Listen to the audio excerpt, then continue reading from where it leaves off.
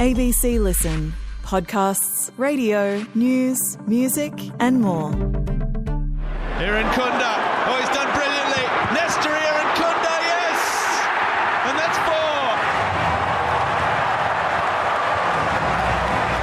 4. The celebrations, as we're accustomed to, but they've really been the difference. Irankunda, Geordie Boss and Riley McGree. When your Starstrucker's goal celebration involves backflips, putting on a glove and dancing like Michael Jackson, you know the vibes are rather high in the Socceroos. Nestory Irankunda's joyful night out in a 5-1 win over Curaçao was a reminder of just how excited Socceroos fans should be for the World Cup. And yes, we know it's going to be tougher than Curaçao. In fact, Turkiye has just been confirmed as their tournament opener after their win this morning.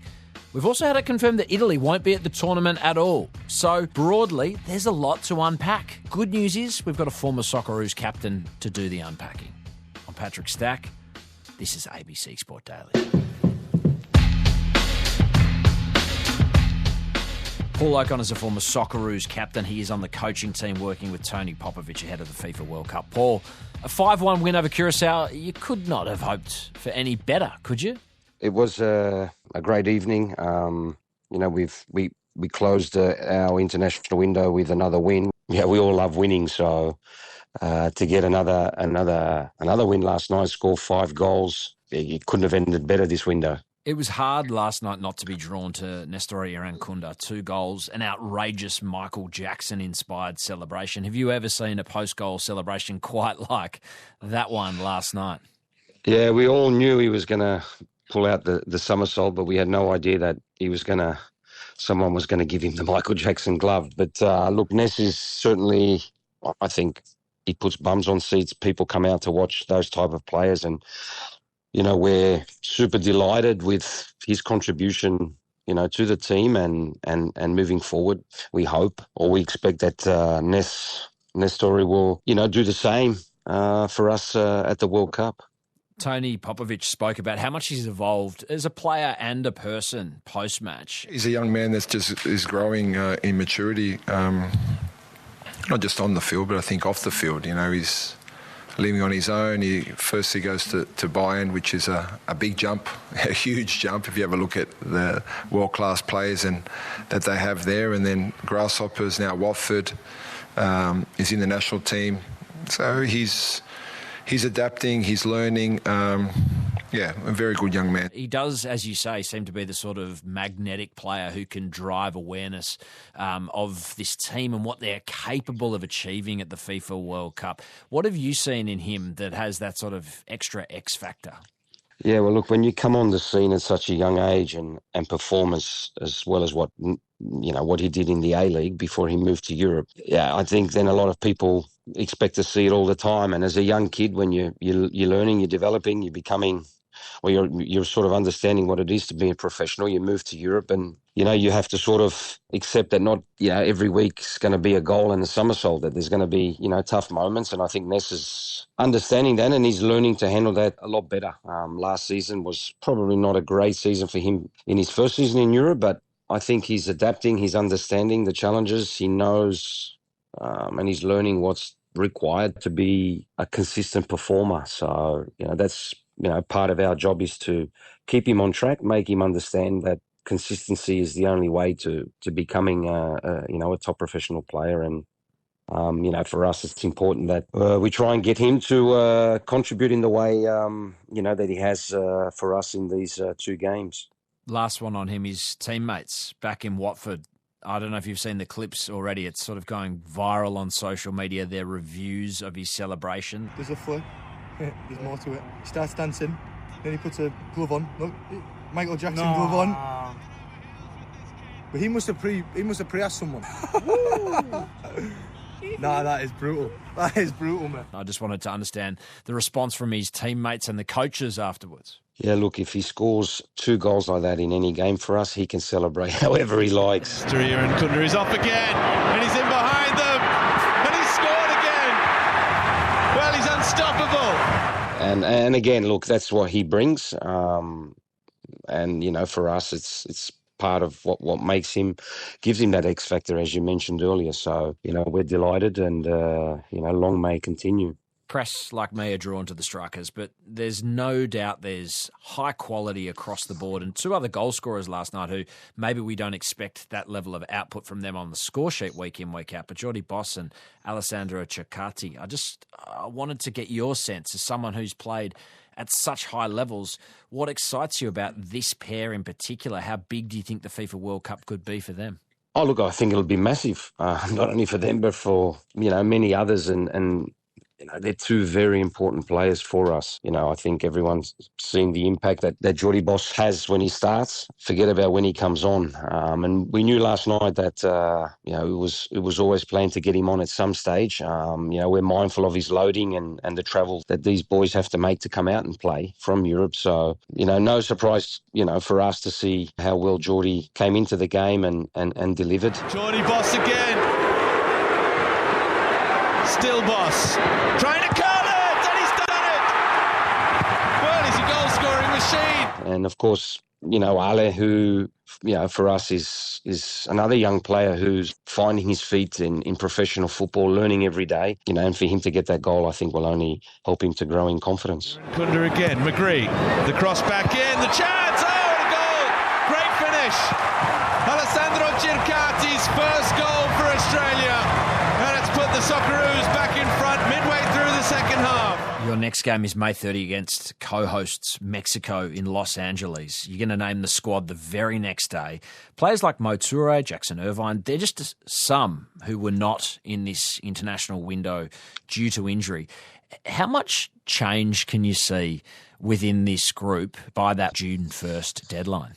Yeah, you mentioned two players who, of course, Mo's been out. Jackson has had a little bit of a foot issue, but he's managed to manage his loads and continue to play. And, hopefully we don't have too many others that are struggling with injuries. So we've never really been able to name a squad for any of the international windows without players pulling out through injuries. So, how much will it change between last night or these two games to the World Cup, I think will depend on the next 2 months on the way players perform and the physical condition that they're in. We know that the World Cup's going to be tough. We're playing some of the best teams in the world, so we have to be the fittest team there, and that means that we need, everyone fit and healthy. So a lot will depend on what happens between now and the end of the season here in Australia and in Europe.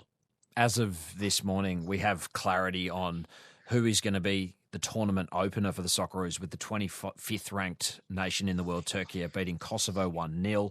That is going to be Australia's first hurdle at the Football World Cup. They've got star player like Madrid star Adria Gula. I don't get the sense that your group will necessarily fear this team or anyone, but talk to us about Turkiye and the challenge that they provide. Yeah, look, it's a big challenge, but, in saying that, if it had been Kosovo or Romania or, any other European nation, it's a World Cup, so you expect to be playing the best players, the best teams. So for us, it doesn't really change with any of our three opponents. Of course, Turkey will be the first team we face, and we're looking to prepare for that game as best as we can and go out there and perform. I think it's no secret in tournaments that first game can be vital. If you get a win, then it sets everything up. In our minds as we get closer to the World Cup, that Turkey game becomes the most important game for us.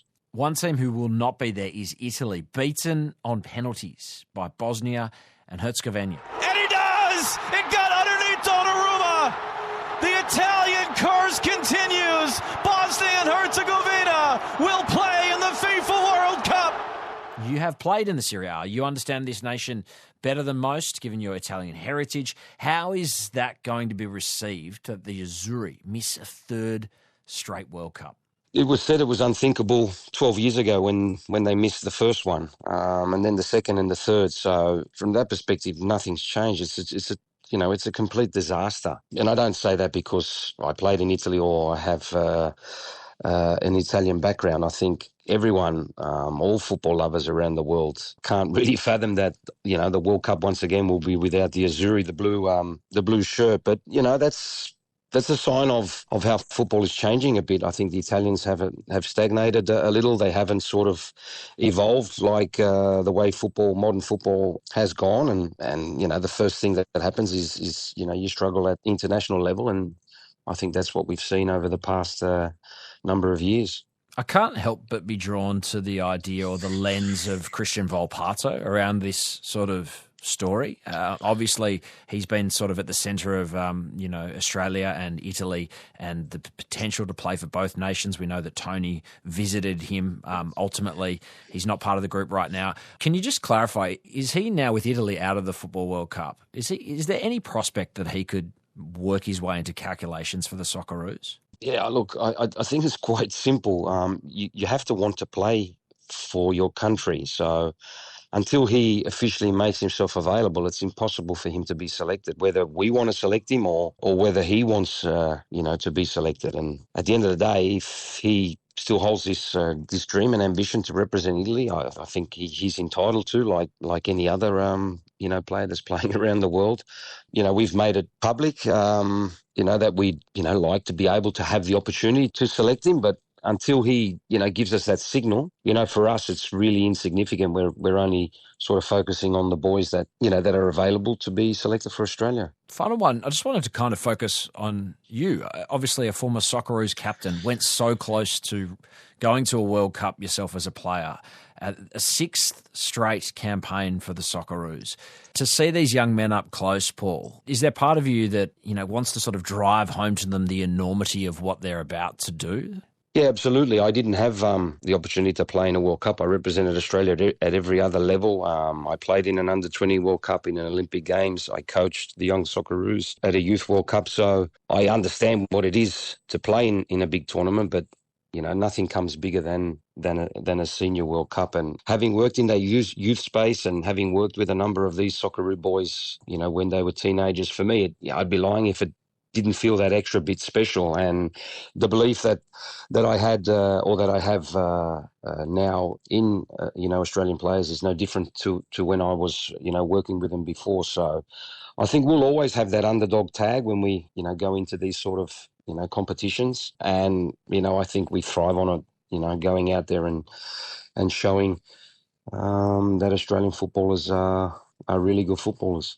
It was a heck of a send-off in Melbourne overnight. Appreciate you taking the time to talk to us ahead of the World Cup campaign. Paul, thanks so much for your time. No, you're welcome. Thank you. Headlines. And there's some other World Cup news around. We've got to shout out Graham Arnold. The former Socceroos coach is taking Iraq to the biggest tournament in football after they beat Bolivia.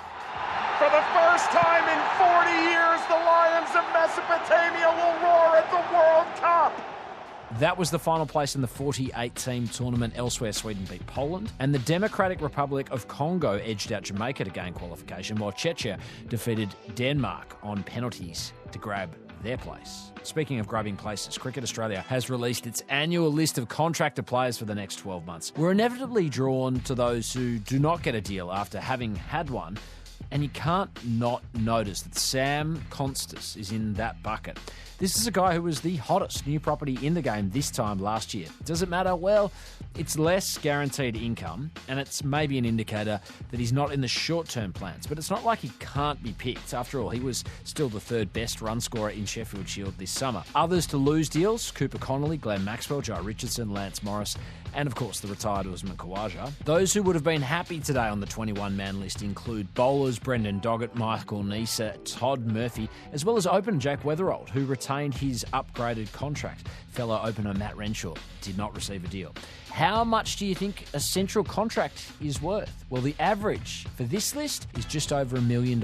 Any BBL deal would be extra money on top of that. Good money in cricket these days if you're at the top. On Tuesday's episode, we dug into the wild Tiger Woods story and wondered if he'd seriously turn up to the Masters after his recent car crash and subsequent charges. Well, he has released a statement saying he will step away from golf to seek treatment and focus on his health. I'm Patrick Stack. This is ABC Sport Daily, produced by Poppy Penny. Thanks to Paramount Plus, Watford FC, Fox Sports, FIFA Plus for the extra audio used in this episode.